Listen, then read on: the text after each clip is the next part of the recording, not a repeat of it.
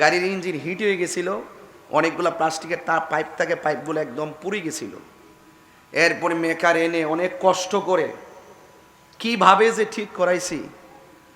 তো যদি ভাবতাম যে এত বিশাল সময় লাগবে আর একটা গাড়ি নিয়ে চলে আসতাম, এই হয়ে যাচ্ছে এগুলো করতে করতে করতে করতে সময় চলে গেছে। আর আমি মাহফিলের ব্যাপারে খুব সতর্ক।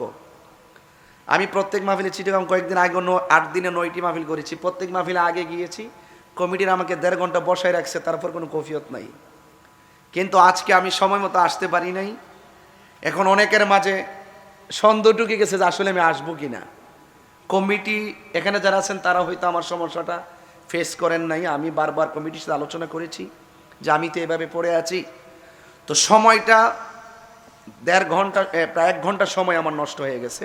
আমি 11টায় মাইক ধরার কথা ছিল। তো এরপরে যে মালিক আমাকে আনছে, আমার ইজ্জত যে রক্ষা রয়েছে, ওই যে মান্নান ভাই যেটা গর্ব করে কথা বলছে যে তাহিরি হুজুর ওয়াজ রাখলে মিস করে না, আর 1 ঘন্টা চলে গেলেই তো পাবলিক উল্টা পাল্টা হয়ে যেত। কথা কোন ঠিক না বেটে? আর 1টা ঘন্টা যদি আমার এদিক সেদিক হইতো তাহলে আমার আরো সমস্যা হইতো। 1.25 ঘন্টা আমি বসা, এটা সাধারণ জিনিস না কিন্তু। তো এই জন্য আমার টার্গেট ছিল 10টায় এসে ঢুকবো, আধা ঘন্টা খাওয়া দাওয়া করবো, এরপরে স্টেজে উঠবো। যাই হোক, সব কিছু মিলিয়ে ইজ্জতের মালিক কে? যাই হোক, যান্ত্রিক চলাফেরা, আপনার একটি মাহফিল ধরতে গিয়ে আমরা 8 ঘন্টা রাস্তায় থাকি। এরপরে এগুলো পার্ট অফ ওয়াজ, ওয়াজের একটা অংশ। গাড়ি সমস্যা হতে পারে, নিজের ব্যক্তিগত সমস্যা হতে পারে, যানজটের সমস্যা হতে পারে। আবার তুফানের কারণে ঘূর্ণিঝড় হয়ে গেলে হয়তো আমাকে ফোন করে বলে দিতেন যে হুজুর মাহফিলটা হবে না, তখন হয়তো আমি বাসায় ঘুমিয়ে থাকতাম। এই ইত্যাদিগত একাধিক সমস্যায় কিন্তু মাহফিল কমিটি এবং বক্তাদেরকে ফেস করতে হয়। এরপরও যে আল্লাহ পাক আমাকে এনেছেন, আমি যে কথা বলার সুযোগ পাচ্ছি, আল্লাহর কাছে লাখ শুকরিয়া আদায় করি যে আমাকে আপনি, হে আল্লাহ, আপনি আমাকে জানে মালে হেফাজতের মাধ্যমে এই আনোয়ারায় আপনার এই বেন্ডি বাজার সংলগ্ন ময়দানে আমি আসতে পেরেছি। সকলেই বলে আল্লাহু আকবার।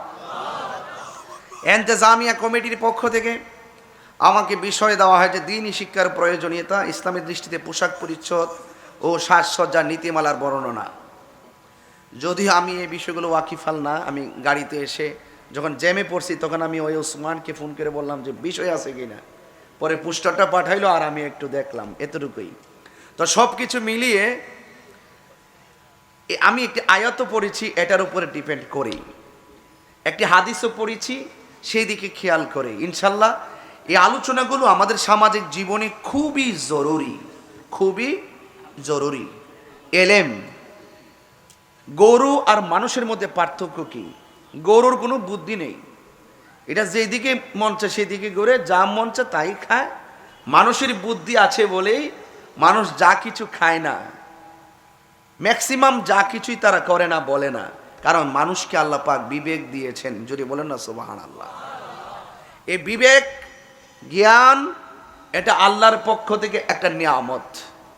এই জন্য যখন কোনো ছাত্র থাকে, আজকের মাহফিলে তো অনেক ছাত্র এসেছে, ছাত্ররা যখন আমাদের কাছে যায়, আমাদেরকে বলে যে হুজুর পড়া তো আমার মনে থাকে না, এবং তাড়াতাড়ি পড়া মুখস্থ করা দোয়া কোনটা? আমরা তাদেরকে 2টা সিলেবাস দেই। 1 নম্বর হলো আল্লাহ পাক কোরআনে যেটা বলে দিয়েছেন, ওয়াকুর রব্বি জিদনি ইলমা। জোরে বলেন না সুবহানাল্লাহ। রব্বি জিদনি ইলমা, এ আমার রব, আপনি আমার এলেমটাকে বৃদ্ধি করে দেন। জবানটা খুলে বলুন, এলেমকে বাড়িয়ে দেওয়ার মালিক কে? আরো জোরে বলেন, এলেমকে বাড়িয়ে দেওয়ার মালিক কে? তো যেই এলেমটা দেওয়ার মালিক আল্লাহ, যেই এলেমটা আসে আল্লাহর পক্ষ থেকে, এই এলেমটা এতই দামি, যেই এলেমটা যদি আপনি অর্জন করতে পারেন, সেই এলেম অর্জনের মাধ্যমে আল্লাহকে পাওয়ার একটা মিশন তৈরি হবে এবং আপনার অন্তরে একটি তাকওয়া তৈরি হবে। এই আয়াতটা আমি পড়েছিলাম সূরা ফাতিরের 28 নম্বর আয়াতে আল্লাহ পাক বলছেন, ইন্নামা ইয়াখশাল্লাহা মিন ইবাদিহিল উলামা।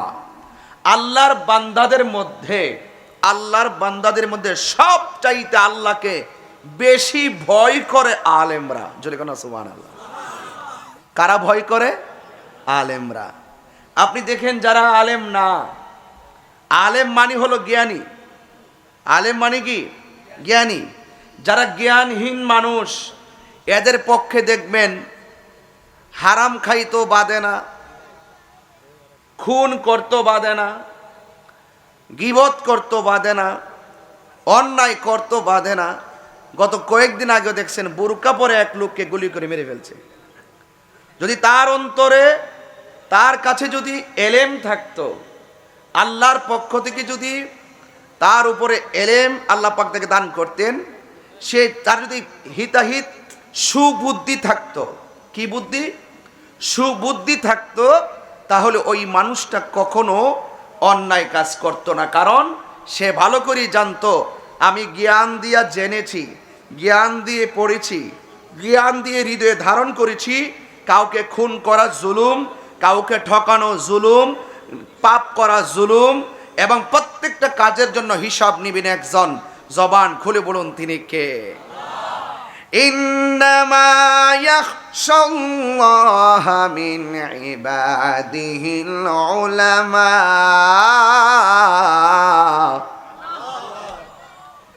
নিশ্চয় আল্লাহর বান্দাদের মধ্যে, মনে রাখবেন আপনিও বান্দা, আমিও বান্দা, সবাই বান্দা।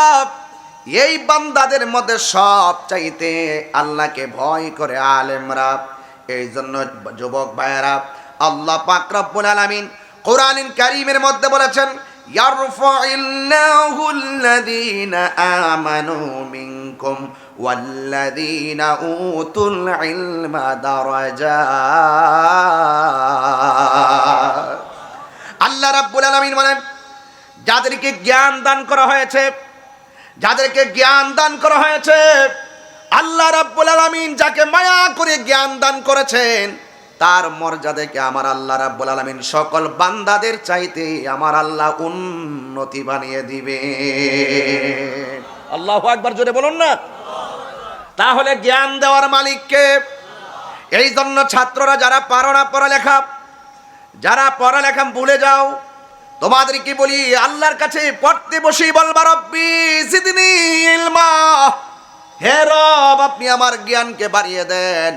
এরপরে আপনি বলবেন, ফাবি আইনি আলাই রব্বিকুমা তুকাযিবান। আল্লাহকে বলবেন, আল্লাহ তোমার কোন নিয়ামতকে আমি অস্বীকার করছি না।